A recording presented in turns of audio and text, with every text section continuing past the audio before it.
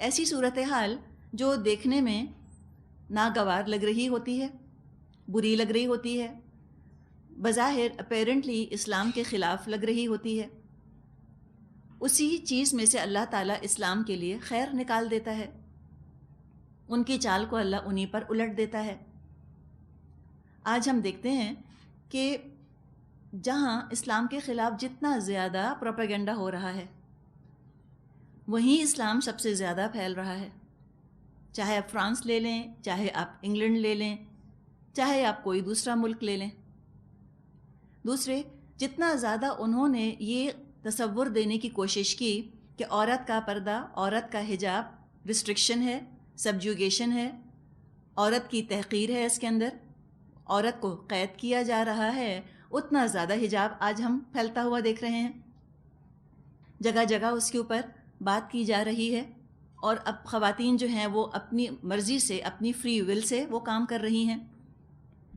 کل پرسوں ہی کے اخبار میں آپ نے پڑھا ہوگا انگلینڈ کے بارے میں، جہاں پہ فیس ویل کے اوپر ایشو چل رہا ہے، چہرہ کور کرنے پر۔ ایک ٹیچر کو انہوں نے نکال دیا اس لیے کہ وہ چہرہ کور کر کے اسٹوڈنٹس کی کلاس لیا کرتی تھی، کوئی نامحرم آتا تھا تو وہ اپنا چہرہ کور کر لیتی تھی، اس کو انہوں نے سسپینڈ کر دیا، اس نے کیس کر دیا کورٹ میں جا کر،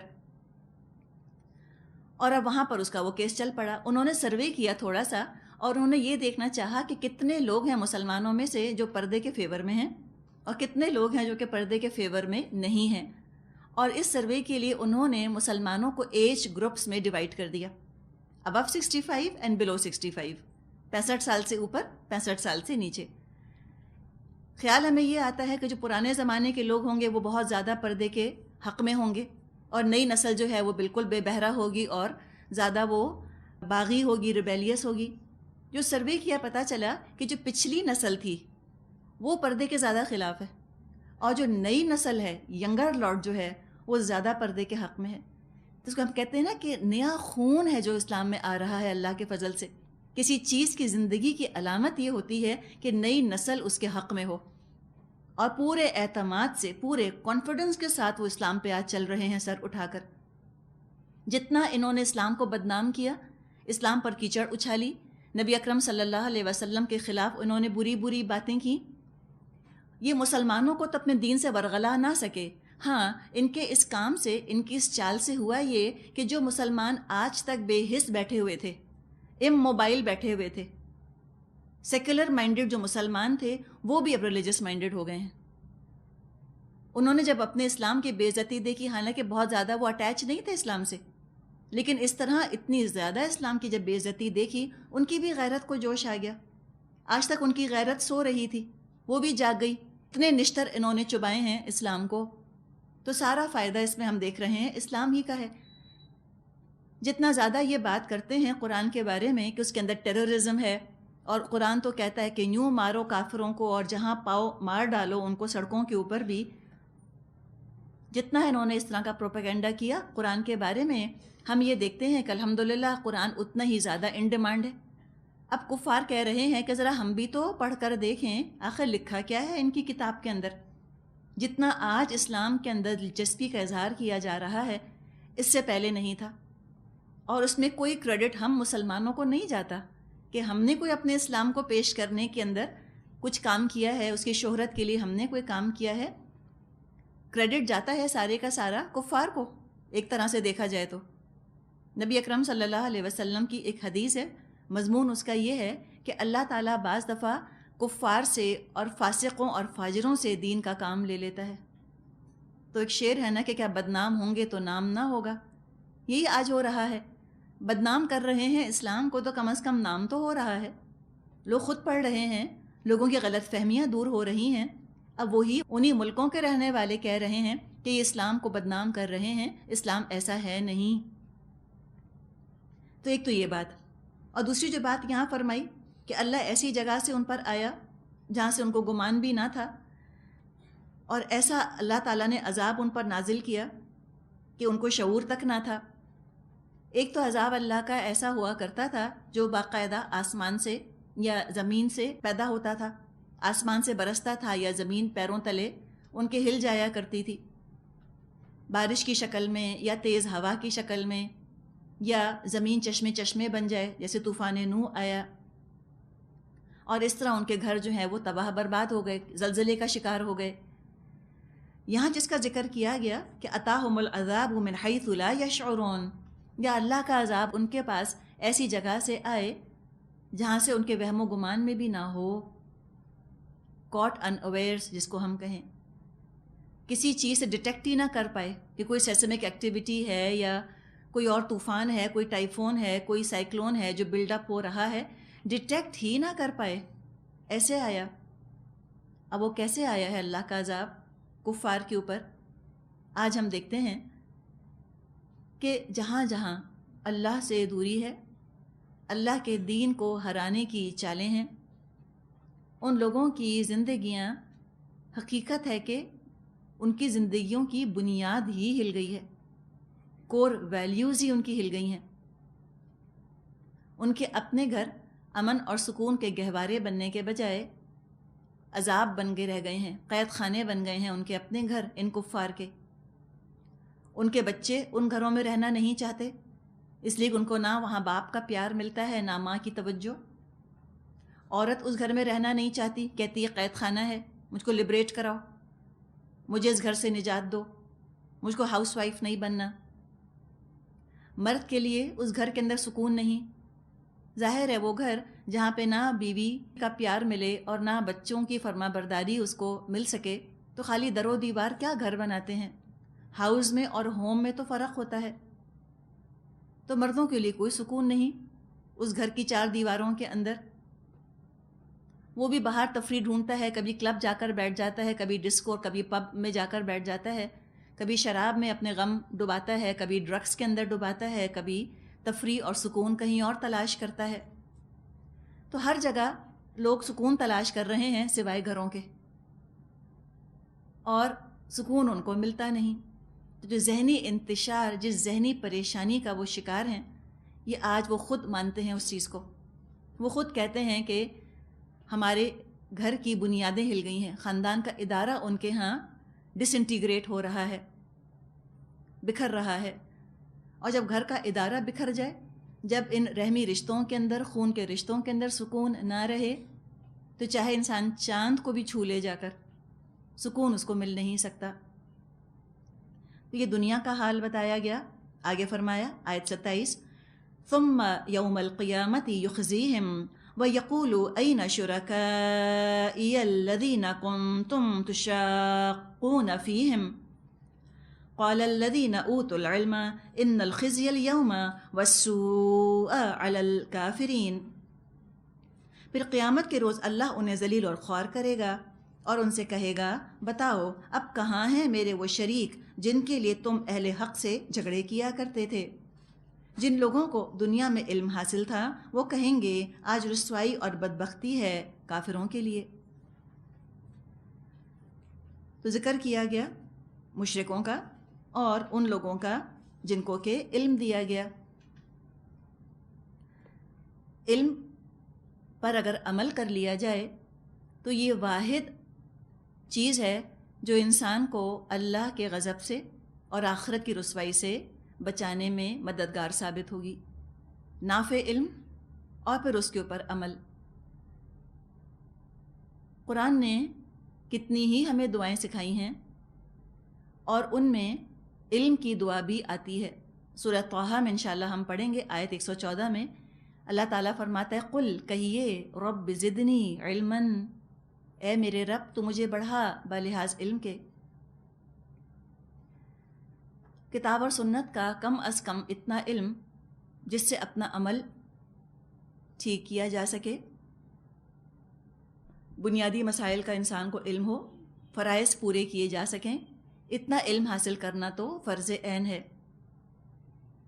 اور علم پر عمل ہی انسان کو کفر سے بچانے والی چیز ہے، ورنہ کفر کا شکار ہوتے کیا دیر لگتی ہے۔ اور ایک دفعہ انسان کفر کی حالت میں اللہ کے سامنے کھڑا ہو تو پھر اس کی نجات نہیں۔ اور اگر کفر کی حالت میں جانکنی کی کیفیت طاری ہو جائے تو کیا ہوگا، اس کا ذکر کیا جا رہا ہے آیت 28، الذین تتوفاہم الملائکۃ ظالمی انفسہم فَأَلْقَوُا السَّلَمَ مَا كُنَّا نَعْمَلُ مِن سُوءٍ بَلَىٰ إِنَّ اللَّهَ عَلِيمٌ بِمَا كُنتُمْ تَعْمَلُونَ۔ آیت 29، فَادْخُلُوا أَبْوَابَ جَهَنَّمَ خَالِدِينَ فِيهَا فَلَبِئْسَ مَثْوَى الْمُتَكَبِّرِينَ۔ ہاں، انہی کافروں کے لیے جو اپنے نفس پر ظلم کرتے ہوئے جب ملائکہ کے ہاتھوں گرفتار ہوتے ہیں تو سرکشی چھوڑ کر فوراً ڈگیں ڈال دیتے ہیں، یعنی سرنڈر کر دیتے ہیں، اپنے آپ کو فرما برداری قبول کر لیتے ہیں اور کہتے ہیں ہم تو کوئی قصور نہیں کر رہے تھے۔ ملائکہ جواب دیتے ہیں کر کیسے نہیں رہے تھے، اللہ تمہارے کرتوتوں سے خوب واقف ہے، اب جاؤ جہنم کے دروازوں میں داخل ہو جاؤ، وہیں تم کو ہمیشہ رہنا ہے، بس حقیقت یہ ہے کہ بڑا ہی برا ٹھکانہ ہے متکبروں کے لیے۔ اب یہاں پر ہم دیکھ رہے ہیں کہ انسان اور فرشتوں کی گفتگو کا باقاعدہ تذکرہ کیا جا رہا ہے۔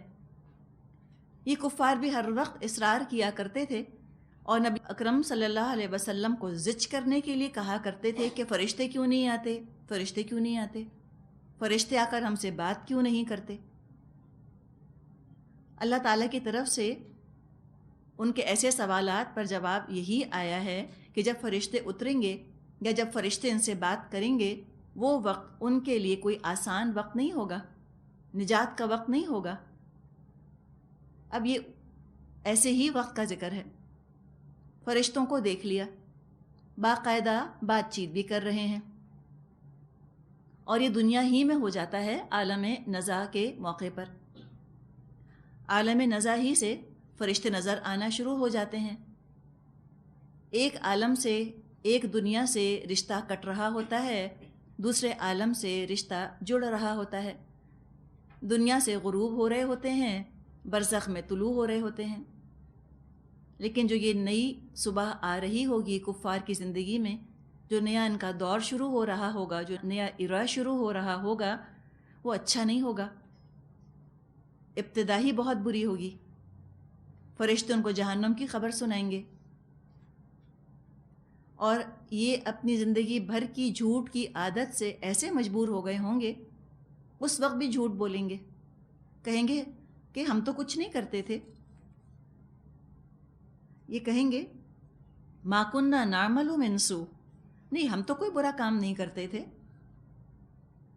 اپنا قصور نہ ماننے کی عادت دنیا میں تھی، کبھی اپنا قصور نہ مانا، اپنی غلطی نہ دیکھی، خود کو صحیح کرنے کی کوشش نہ کی، بلکہ اپنے ہر گناہ، اپنے ہر جرم کے اوپر کسی نہ کسی مجبوری کا یا مظلومی کا یا ضرورت کا بہانہ، اس کا کور چڑھاتے چلے گئے، اس کا پردہ ڈالتے چلے گئے۔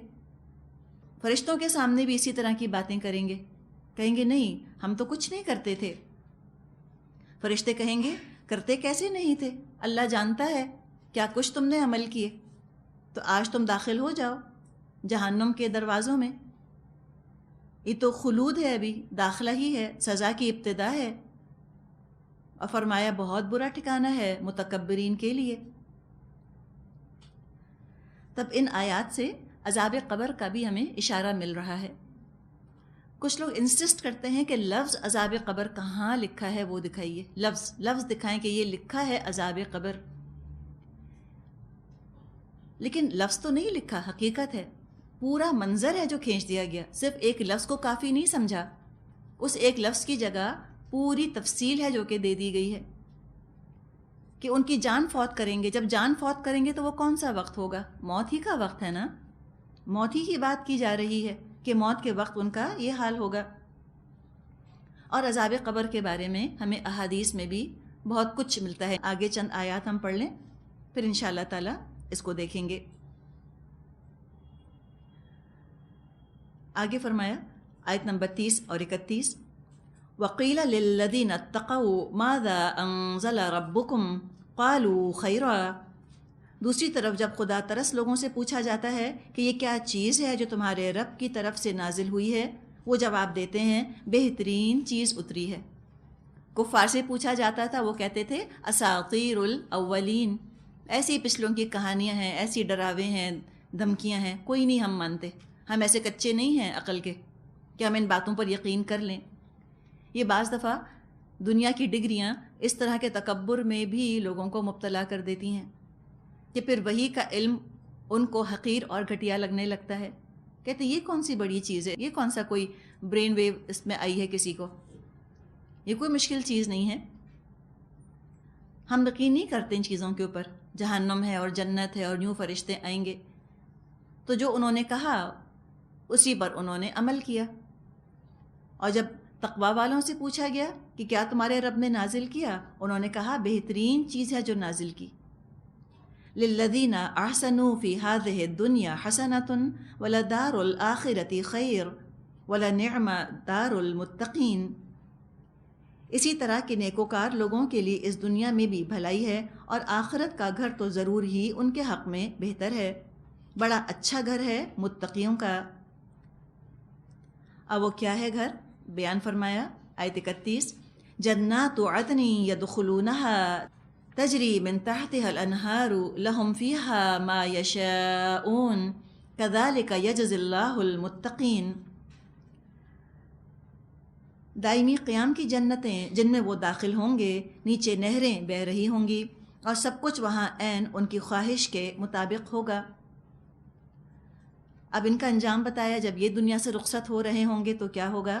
آیت 32، الذین تتوفاہم الملائکۃ طیبین یقولون سلام علیکم ادخلوا الجنۃ بما کنتم تعملون. یہ جزا دیتا ہے اللہ متقیوں کو، ان متقیوں کو جن کی روحیں پاکیزگی کی حالت میں جب ملائکہ قبض کرتے ہیں تو کہتے ہیں سلام ہو تم پر، جاؤ جنت میں اپنے اعمال کے بدلے. جب متقیوں سے پوچھا گیا قرآن کے بارے میں، دنیا میں بھی تصدیق کی انہوں نے ہمیشہ، اور جب موت کے وقت پوچھا جائے گا یا قبر میں پوچھا جائے گا تب بھی فوراً تصدیق ہی کریں گے. حدیث میں مضمون آتا ہے کہ قبر روز پکارتی ہے انسان کو کہ میں تنہائی کا گھر ہوں، میں وحشت کا گھر ہوں، میں کیڑوں کا گھر ہوں، یہاں کے لیے کچھ تیاری کر لے. قبر کو عمل کا صندوق کہا جاتا ہے، سوٹ کیس ہے ہمارے اپنے ڈیڈز کا. مسند احمد میں حدیث ہے، نبی اکرم صلی اللہ علیہ وسلم نے فرمایا جو شخص قرآن کو دنیا میں اپنا ساتھی بنا لے گا، اس شخص کی قبر میں قرآن خوبصورت دوست کی شکل میں اس کا ساتھی ہوگا. جس نے واقعی قرآن کے ساتھ خوبصورت معاملہ کیا ہوگا، قرآن کو سجایا ہوگا، الفاظ اس کے سجائے ہوں گے، اس کے معنی سمجھے ہوں گے، اپنے عمل سے مزین کیا ہوگا اس نے قرآن کے علم کو، یقیناً قرآن اس کی قبر میں ایک خوبصورت ساتھی کی شکل میں آئے گا. اس کے بارے میں حدیث ہے، نبی اکرم صلی اللہ علیہ وسلم نے فرمایا، اور یہ انس رضی اللہ عنہ سے روایت ہے بخاری میں اور مسلم میں، آپ نے فرمایا مرنے کے بعد بندہ جب اپنی قبر میں رکھ دیا جاتا ہے اور اس کے ساتھی یعنی جنازے کے ساتھ آنے والے واپس چل دیتے ہیں، اور ابھی وہ اتنے قریب ہوتے ہیں کہ ان کی جوتیوں کی چاپ وہ سن رہا ہوتا ہے، اسی وقت اس کے پاس دو فرشتے آتے ہیں، وہ اس کو بٹھاتے ہیں، پھر اس سے پوچھتے ہیں کہ تم اس شخص کے بارے میں کیا کہتے ہو. ان کا یہ سوال رسول اللہ صلی اللہ علیہ وسلم کے متعلق ہوتا ہے. بس جو سچا مومن ہوتا ہے وہ کہتا ہے میں گواہی دیتا رہا ہوں اور اب بھی گواہی دیتا ہوں کہ وہ اللہ کے بندے اس کے رسول برحق ہیں.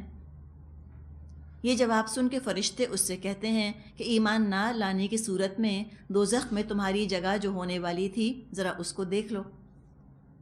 اب اللہ نے بجائے اس کے تمہارے لیے جنت میں ایک جگہ عطا فرمائی ہے اور وہ یہ ہے، اس کو دیکھ لو. یعنی دوزخ اور جنت کے دونوں مقام اس کے سامنے کر دیے جائیں گے، چنانچہ وہ دونوں کو ایک ساتھ دیکھے گا. اس سے کیا پتہ چلا کہ ہم میں سے ہر ایک کی نا 2 سیٹس ریزروڈ ہیں، ہر ایک کی، ایک جنت میں ایک دوزخ میں. ڈپینڈ کرتا ہے کون سی سیٹ ہم فل کرتے ہیں اور کون سی سیٹ ہم خالی چھوڑ دیتے ہیں. مقام جو ہے وہ فکس کر دیا گیا ہے. اب اعمال فیصلہ کریں گے کہ ہم کس چیز کا اپنے آپ کو مستحق بناتے ہیں. آگے حدیث میں آتا ہے اور جو منافق اور کافر ہوتا ہے تو اسی طرح مرنے کے بعد اس سے بھی رسول اللہ صلی اللہ علیہ وسلم کے متعلق پوچھا جاتا ہے کہ اس شخص کے بارے میں تم کیا کہتے تھے، یعنی تم اس کو کیا اور کیسا سمجھتے تھے؟ بس وہ منافق اور کافر کہتا ہے کہ میں ان کے بارے میں خود تو کچھ نہیں جانتا تھا، دوسرے لوگ جو کہا کرتے تھے وہی میں بھی کہتا تھا۔ اس کے اس جواب پر اس کو کہا جائے گا کہ تو نے نہ خود جانا، نہ جان کر ایمان لانے والوں کی تو نے پیروی کی، اور لوہے کے گرزوں سے اس کو مارا جائے گا، جس سے وہ اس طرح چیخے گا کہ جن اور انس کے علاوہ اس کے آس پاس کی ہر چیز اس کا چیخنا سنے گی۔ اور بھی کئی احادیث ہیں جس میں کہ عذاب قبر کا یا ثواب قبر کا ذکر ہمیں ملتا ہے۔ تو یہاں پر وہی ذکر کیا جا رہا ہے، موت کے وقت فرشتوں کا آنا، یا تو وہ سلامتی لے کر آئیں گے یا عذاب لے کر۔ نبی اکرم صلی اللہ علیہ وسلم صحابہ کو عذاب قبر سے بچنے کی دعا اس طرح سکھایا کرتے تھے جیسے کہ آپ قرآن کی آیات ان کو سنایا کرتے تھے۔ اللہم انی اعوذ بک من عذاب جہنم و اعوذ بک من عذاب القبر و اعوذ بک من فتنة المسیح الدجال اور اعوذ بک من فتنة المحیا و فتنة الممات۔ تو لمبی طویل دعا ہے، آگے تک چلتی ہے۔ اس دعا کو کوشش کر کے آپ یاد کر لیجئے، کہیں بھی مسنون دعاؤں کے اندر انشاءاللہ تعالیٰ آپ کو یہ دعا مل جائے گی۔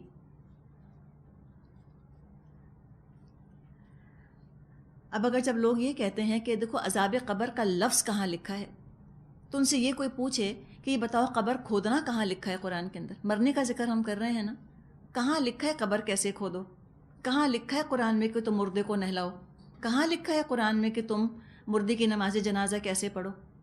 تو جس ہستی نے، جس مبارک ہستی نے ہم کو یہ تمام تفصیلات بتائیں کہ اس طرح تمہارا مردہ جب ہو تو یوں نہلانا ہے، یوں کفنانا ہے، یوں دفنانا ہے، یوں اس کے لیے نماز جنازہ پڑھنی ہے، اسی مبارک ہستی نے ہم کو قبر کے اندر کا بھی حال بتایا ہے، قبر تک پہنچانے کا طریقہ بھی تو انہوں نے بتایا، قبر کے اندر کیا ہونا ہے وہ بھی وہی بتا کر گئے ہیں نبی اکرم صلی اللہ علیہ وسلم۔ تو کیا وجہ ہے کہ مرنے کے بعد سے لے کر قبر تک پہنچانے تک تو ہم سب کچھ وہی کرتے ہیں جو کہ اللہ کے رسول صلی اللہ علیہ وسلم نے بتا دیا، اور کوئی قرآن لے کر کھڑا اس وقت نہیں ہوتا کہ تم آخر کس بیسس پر، کس بنیاد پر نہلا رہے ہو اس کو؟ ڈالا اس کو کچرے کی بالٹی کے اندر، پھینکا اس کو وہاں پر، تم اچھا ہے کوئی کھائی لے اس کو، کسی جانور کی غذا ہی بن جائے۔ عقل کی بات ہم کر رہے ہیں نا، تو عقل تو یہ بھی کہے گی کہ بھئی مر گیا، وہ شخص مر گیا، اب بہتر ہے کوئی کھا لے اس کو۔ کبھی کیا کسی نے کہ ہم کتے بلیوں کے کھانے کے لیے اپنے مردوں کو چھوڑ دیں؟ وہ تو سارے کام کرتے ہیں، کوئی دلیل نہیں مانگتا کہ کہاں لکھا ہے بتاؤ کہ غسل کیسے کراتے ہیں مردے کو، یا نہلانا بھی ہے، قرآن نے تو نہیں بتایا۔ تو جس ہستی کی بات قبر تک مانی جاتی ہے تو قبر کے آگے بھی تو انہوں نے بتایا ہے۔ کیا وجہ ہے کہ قبر سے آگے ان کی بات نہ مانی جائے اور اس کا مذاق اڑایا جائے؟ کچھ لوگ کہتے ہیں کدھر ہے عذاب قبر، آگ کیوں نہیں نظر آتی، سانپ کیوں نہیں نظر آتے؟ نعوذ باللہ۔ تو باقی باتیں تو اپنی جگہ ہیں، بہت سی آج تو سائنس نے ایسی چیزیں ہمیں بتا دی ہیں کہ جہاں کچھ آگ نظر نہیں آتی لیکن چیز گرم ہو جاتی ہے۔ مائکرو ویو ہیں کہ نہیں ہمارے گھروں کے اندر، کوئی آگ نظر نہیں آتی، چیز کیسی گرم ہوتی ہے اس کے اندر۔ تو جب سائنس اتنا کچھ کر سکتی ہے تو اللہ کے لیے کیا چیز مشکل ہے؟ ان چیزوں کے اندر پڑنے کے بجائے انسان مہلت سے فائدہ اٹھائے اور اپنے آپ کو اس قبر کے عذاب سے بچانے کی دعا کرے اور محنت کرے اور کوشش کرے۔ تو یہاں پہ ذکر فرما دیا گیا کافروں کا بھی اور متقیوں کا بھی۔ کافر جہاں داخل ہوں گے اس سے بدتر کوئی جگہ نہیں، اور متقی جہاں داخل ہوں گے اس سے تو بہتر کوئی جگہ نہیں۔ اب فرمایا آیت 33 سے 34، هل ينظرون إلا أن تأتيهم الملائكة أو يأتي أمر ربك كذلك فعل الذين من قبلهم وما ظلمهم الله ولكن كانوا أنفسهم يظلمون فأصابهم سيئات ما عملوا وحاق بهم ما كانوا به يستهزئون۔ اے محمد صلی اللہ علیہ وسلم، اب جو یہ لوگ انتظار کر رہے ہیں تو اس کے سوا اب اور کیا باقی رہ گیا ہے کہ ملائکہ ہی آ پہنچیں یا تیرے رب کا فیصلہ صادر ہو جائے۔ اسی طرح کا رویہ ان سے پہلے بہت سے لوگ کر چکے، پھر جو کچھ ان کے ساتھ ہوا وہ ان پر اللہ کا ظلم نہ تھا بلکہ ان کا اپنا ظلم تھا جو انہوں نے خود اپنے اوپر کیا۔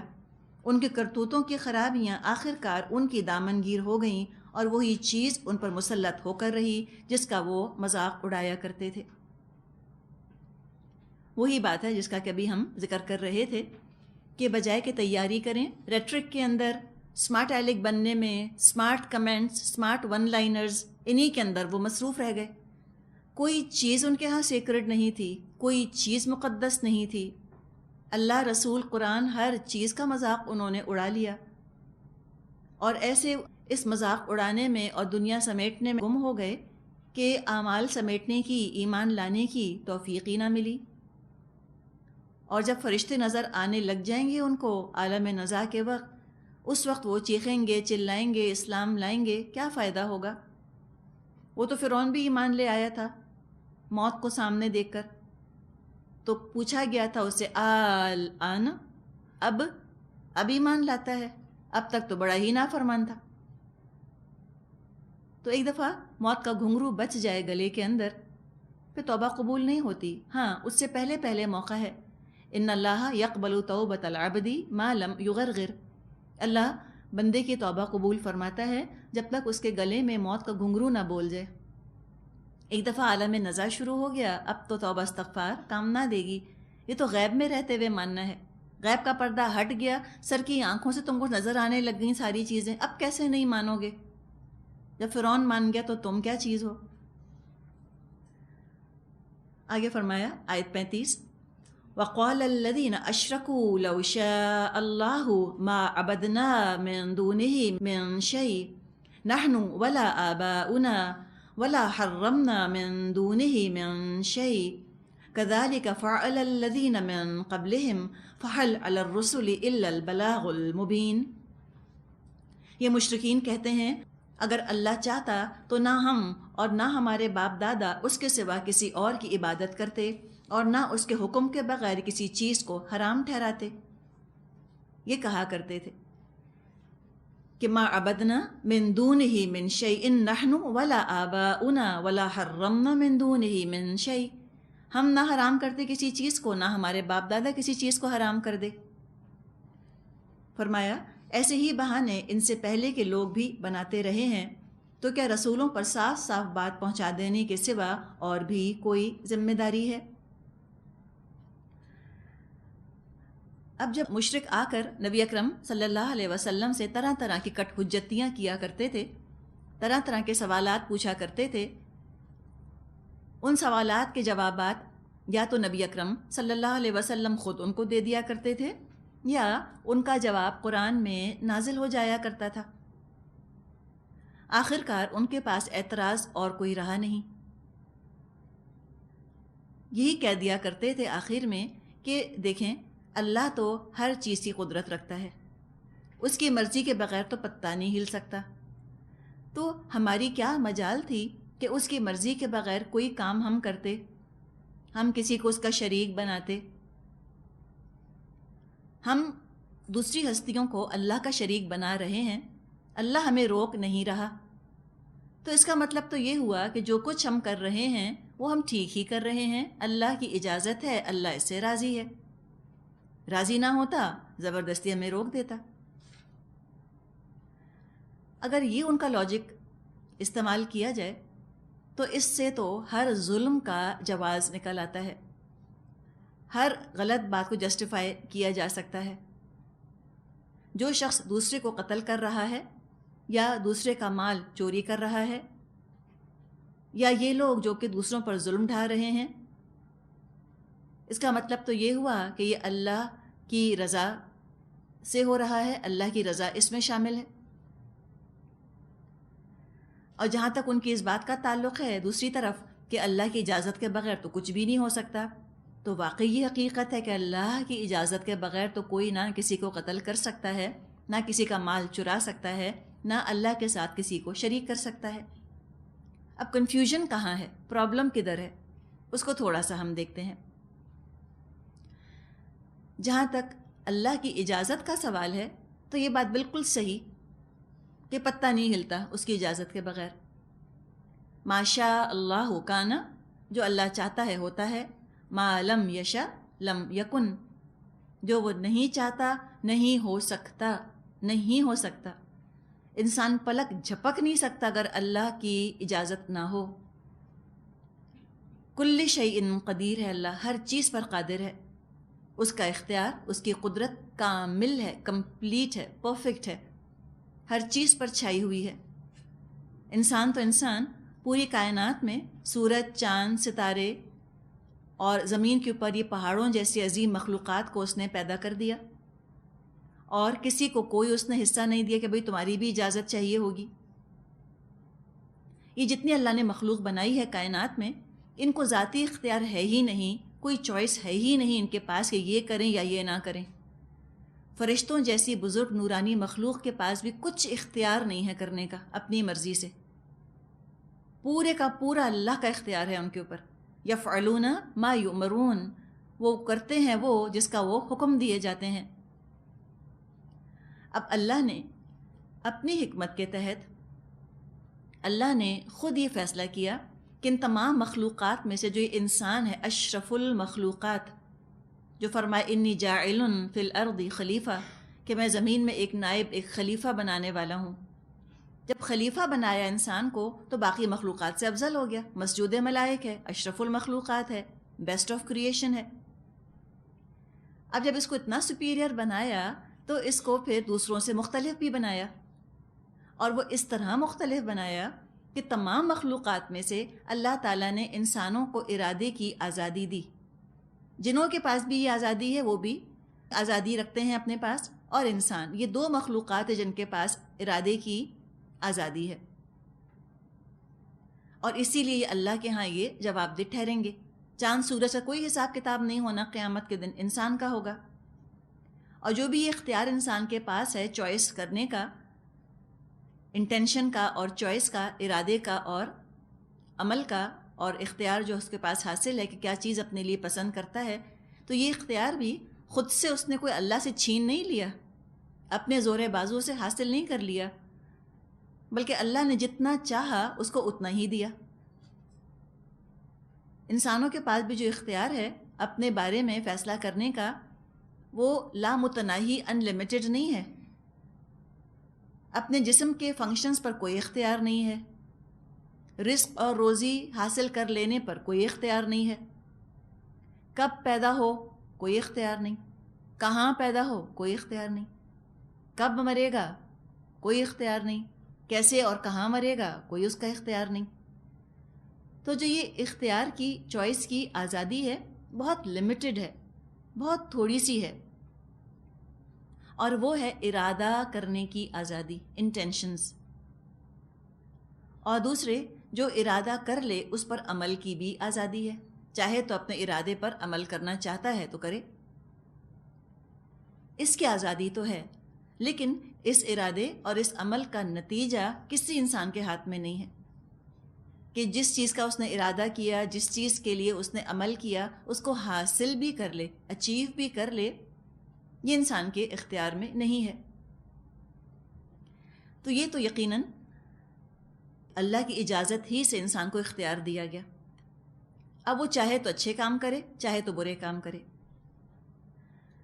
اللہ کی اجازت ایک چیز ہے، اور اللہ کی رضا یہ کچھ اور ہی چیز ہے. کفار دراصل یہاں کنفیوز ہو گئے. اللہ کی اجازت اور اللہ کی رضا کو انہوں نے ایک ہی چیز سمجھا، حالانکہ پرمیشن کچھ اور ہوتی ہے، اپروول کچھ اور ہوتی ہے. مثال کے طور پہ ایگزامینیشن ہال ہے، اس میں بچے بیٹھے ہیں، پیپر کر رہے ہیں، ایگزامنر وہاں پر موجود ہے. ایگزامنر وہاں پر ہے، اور ایگزامینیشن ہال کے جو رولز ہیں، وہ ایک رول تو یہ ہے کہ جس کا جو جی چاہے پیپر میں لکھے. آپ نے ایگزامز دیے ہیں، کوئی آپ کا ہاتھ نہیں پکڑتا. ایسا تو ہوتا نہیں کہ ہم غلط جواب لکھ رہے تھے تو کسی نے آ کے ہمارا ہاتھ پکڑ لیا، کبھی بھی نہ ہوا. تو وہ آزادی تھی نا ہمارے پاس. اسی طرح دنیا کیا ہے، بڑا سا ایگزامینیشن ہال ہے، ہم سب اس میں بیٹھے اپنا ایگزام دے رہے ہیں. غلط لکھیں تو صحیح لکھیں تو رول یہاں کا دنیا کا یہ ہے کہ جو چاہو گے اجازت ہے، صحیح بھی کرو تو بھی ٹھیک ہے تو بھی اجازت ہے، غلط کرو تو بھی تم کو اجازت ہے. اب جو ایگزامنر وہاں پہ ایگزامینیشن ہال میں پھر رہا ہوتا ہے، اس نے پرمیشن دی ہوئی ہوتی ہے، اجازت دی ہوتی ہے اسٹوڈنٹ کو جو چاہو لکھو.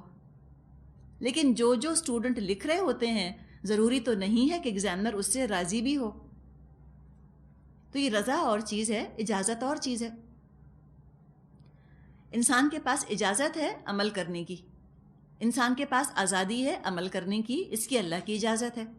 لیکن ضروری نہیں ہے کہ اللہ ہمارے ہر عمل سے راضی بھی ہو. اگر اللہ انسانوں کے ہر عمل سے راضی ہوتا تو جو بھی ہم کر رہے ہوتے اللہ کی اجازت سے اللہ کی رضا شامل ہوتی. تو جب انسان کے ہر عمل سے اللہ راضی ہوتا، اس لیے کہ اجازت اسی نے دی ہے، تو پھر رسولوں کی، کتابوں کی، ہدایت کی کیا ضرورت رہتی؟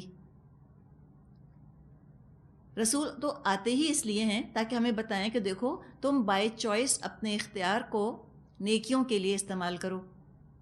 اللہ نے تم کو جو آزادی دی ہے، تم اس آزادی کا فائدہ اٹھاؤ اور اللہ کی رضا والے کام کرو.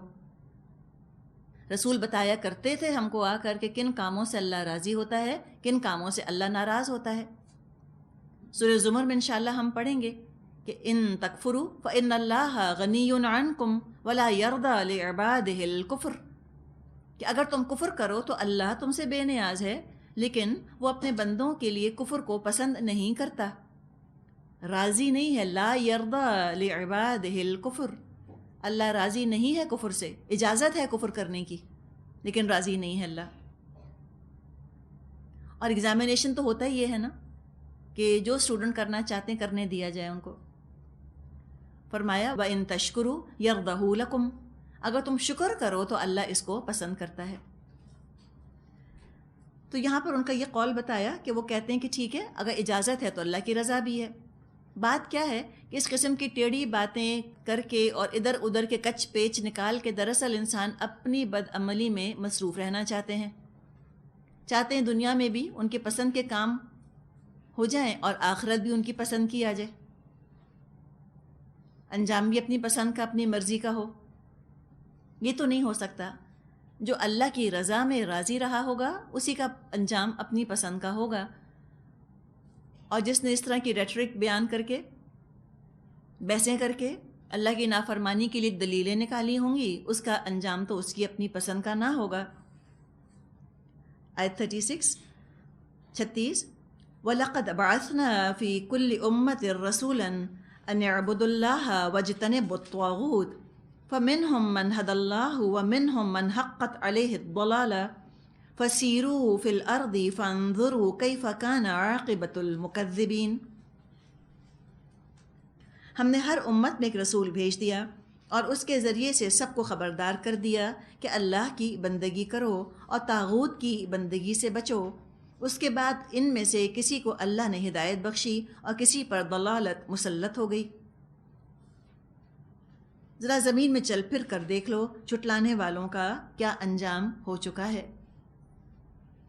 یعنی اللہ تعالیٰ نے اپنی پسند کے کاموں کی فہرست لوگوں تک پہنچا دی اور وہ کام بھی صاف صاف بتا دیے جو اس کو پسند ہیں، وہ بھی بتا دیے جو اس کو سخت ناپسند ہیں.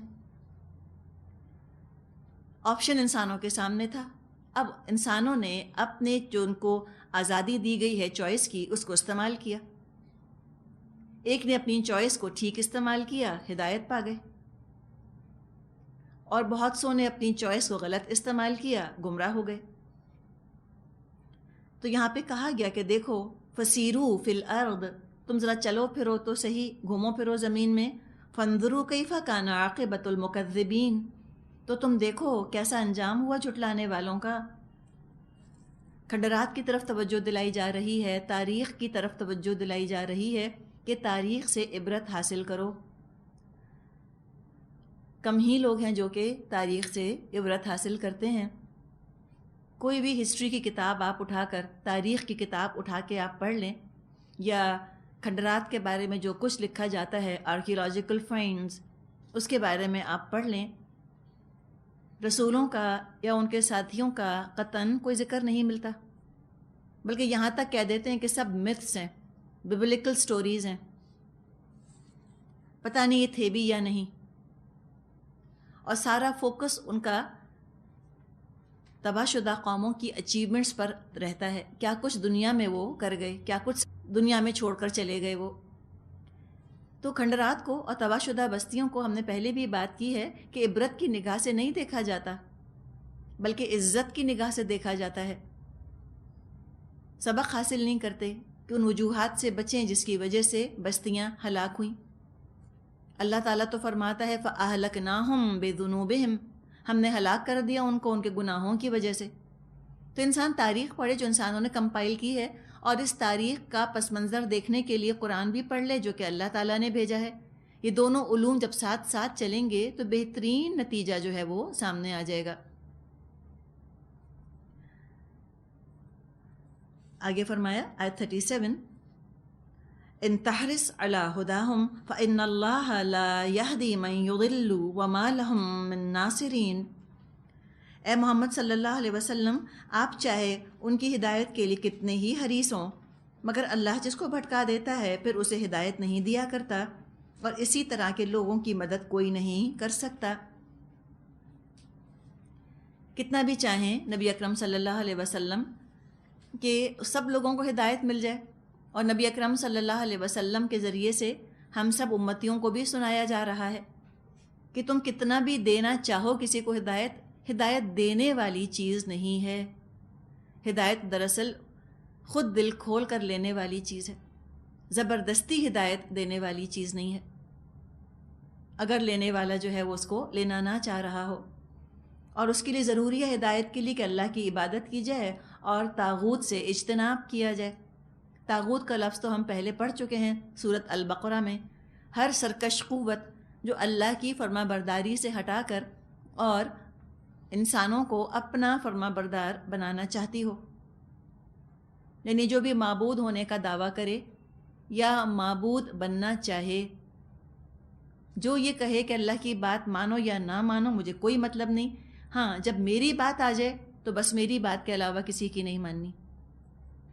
جب تک میری سیل آف اپروول جن جن چیزوں کے اوپر ہے وہ سب باتیں تم اللہ کی مان سکتی ہو، اور اللہ تعالیٰ کے جن جن احکامات پر میری سیل آف اپروول نہیں ہے وہ تم باتیں نہیں مان سکتی۔ تو اس شخص نے خدائی کا دعویٰ کیا، وہ طاغوت بن کر کھڑا ہو گیا، اللہ کا نافرمان بنا کر اپنا فرما بردار بنانا چاہتا ہے، تو ایسے طاغوت کا تو انکار کرنا ہوگا، تبھی انشاءاللہ تعالیٰ ہدایت ملے گی۔ آگے فرمایا آیت 38، وَأَقْسَمُوا بِاللَّهِ جَهْدَ أَيْمَانِهِمْ لَا يَبْعَثُ اللَّهُ مَن يَمُوتُ بَلَىٰ وَعْدًا عَلَيْهِ حَقًّا وَلَٰكِنَّ أَكْثَرَ النَّاسِ لَا يَعْلَمُونَ۔ یہ لوگ اللہ کے نام سے کڑی کڑی قسمیں کھا کر کہتے ہیں اللہ کسی مرنے والے کو پھر سے زندہ کر کے نہ اٹھائے گا۔ جہدہ ایمانہم، کڑی قسمیں کھاتے ہیں، اوتھ اٹھا لیتے ہیں، قسمیں کھاتے ہیں، آئی سویئر کہتے ہیں کہ ہرگز اللہ نہیں اٹھائے گا۔ اتنی بڑی بڑی قسمیں کھا کر یہ دراصل اپنے خوف کو تھپک تھپک کر سلایا کرتے تھے۔ اس کو ہم کہتے ہیں سائیکالوجی کے اصطلاح میں آٹو سجیشن۔ گناہوں پر ان کا ضمیر آواز اٹھاتا ہوگا کہ غلط کام کر رہے ہو، پہچان جاتے تھے کہ ہم غلط کام کر رہے ہیں، لیکن قوت ارادی ول پاور اتنی کمزور ہو چکی ہوتی تھی کہ وہ کام چھوڑ نہیں سکتے تھے۔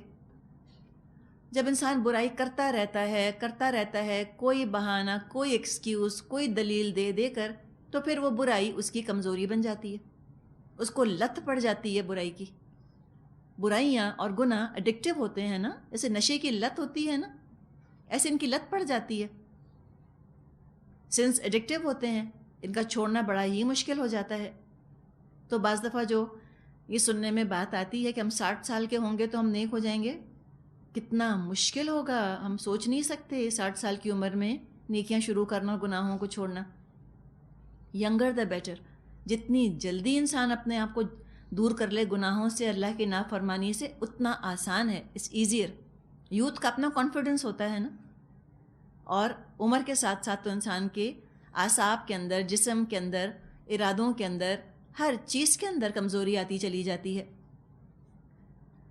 تو ان کا بھی ضمیر ان کو ملامت کرتا ہوگا، لیکن چھوڑ نہیں سکتے، تو ڈینائی کر دیتے تھے کہ نہیں، لا یبعث اللہ من یموت، اللہ نہیں اٹھائے گا ان کو جو مر گئے۔ یہ دراصل ان کا خوف جھلک رہا ہے اس کے اندر. ان کی وشفل تھنکنگ ہے. مطلب کیا ہے؟ کاش کہ اللہ نہ اٹھائے مرنے کے بعد کسی کو. جب ضمیر کی ملامت بہت بڑھتی تھی ضمیر کو سلا دیتے تھے اور اپنے آپ کو تسلی دے لیتے تھے کہ کچھ نہیں ہونا، کچھ نہیں ہونا، کچھ نہیں فرق پڑتا.